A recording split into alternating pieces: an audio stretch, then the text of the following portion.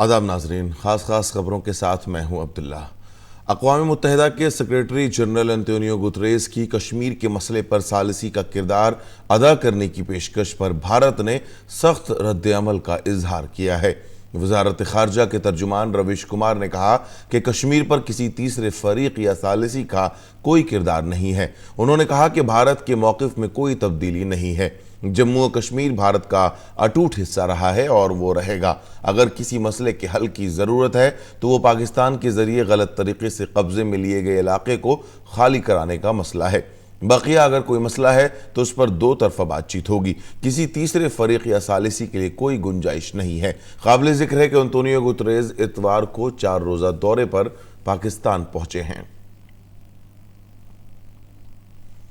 نقل مکانی کرنے والے جانوروں، پرندوں اور دیگر جانداروں کی نسلوں کے تحفظ کے سلسلے میں 13ویں کانفرنس آف پارٹیز یعنی COP 13 کا آج سے آغاز ہو رہا ہے۔ وزیر اعظم نریندر مودی اس کانفرنس کا افتتاح کریں گے۔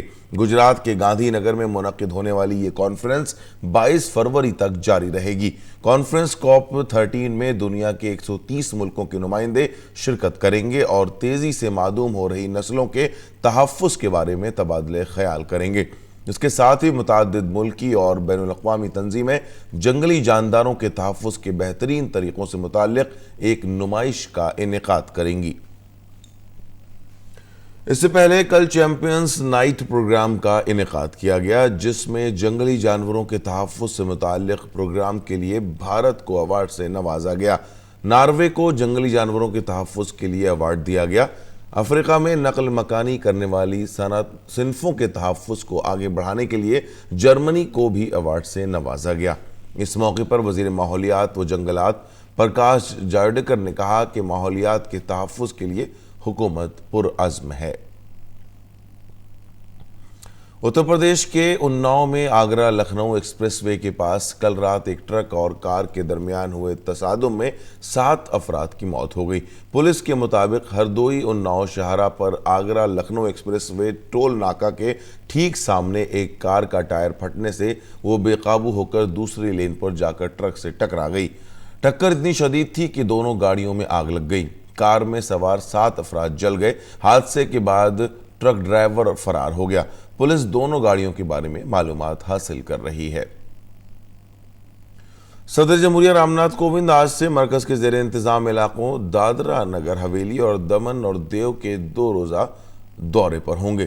اس دوران وہ کئی ترقیاتی منصوبوں کا سنگ بنیاد رکھیں گے اور بعض کا افتتاح کریں گے۔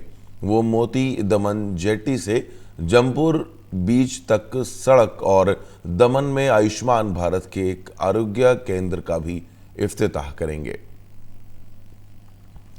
وزیر اعظم نریندر مودی نے کل اتر پردیش کے اپنے پارلیمانی حلقے وارانسی کا 1 روزہ دورہ کیا، جس میں انہوں نے کئی ترقیاتی منصوبوں کو قوم کے نام وقف کیا۔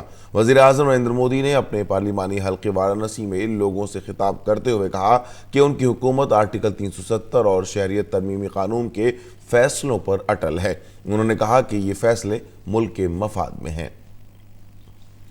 وزیر اعظم نریندر مودی نے وارانسی میں اپنے 1 روزہ دورے میں کاشی ایک روپ انیک کا بھی افتتاح کیا۔ انہوں نے امریکہ، انگلینڈ اور آسٹریلیا سمیت دنیا بھر کے مختلف ممالک سے آئے خریداروں اور دستکاروں سے بات چیت کی۔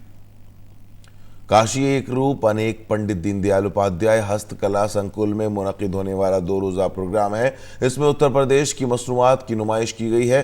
وزیر اعظم نریندر مودی نے اس موقع پر نمائش کا معائنہ کیا، جس میں ایک ضلع ایک مصنوعہ منصوبے کی بھی جھلک دیکھنے کو ملی۔ وزیر اعظم نریندر مودی نے اتر پردیش حکومت کی انتہائی چھوٹی اور درمیانہ صنعت کی وزارت کی ویب سائٹ ای پورٹل ویب سائٹ کا بھی افتتاح کیا۔ وزیر اعظم نریندر مودی نے کاریگروں اور بنکروں کے درمیان ٹول کٹ اور چیک تقسیم کیے۔ وزیر اعظم نے اس موقع پر journey of UP institute of design کا اجرا کیا۔ چین میں پھیلے خطرناک کورونا وائرس سے نمٹنے کے لیے بھارت نے چین کو مدد کی پیشکش کی ہے۔ چین میں بھارت کے سفیر وکرم مصری نے کہا ہے کہ کورونا وائرس کے خلاف چین کی جنگ میں بھارت ایک جہتی کے ساتھ کھڑا ہے۔ ناظرین، خاص خبروں میں فی الحال اتنا ہی، اجازت دیجیے، آداب۔